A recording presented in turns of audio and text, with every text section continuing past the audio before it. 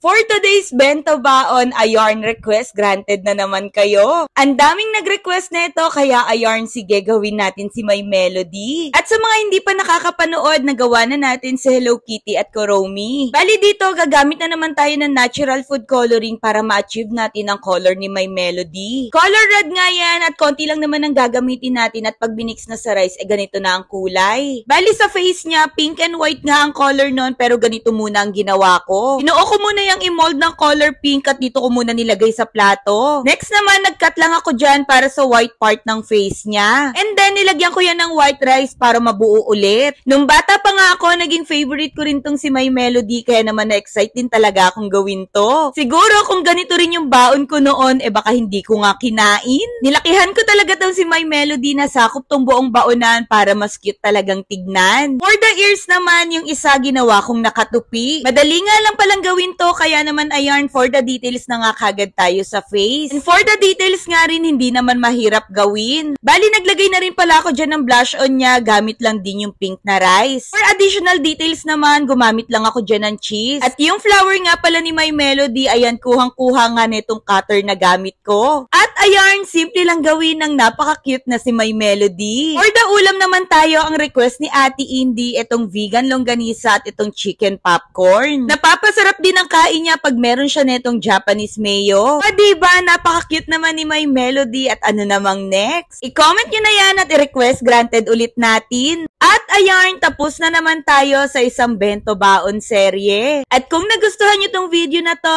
follow nyo na rin kami for more bento baon ideas.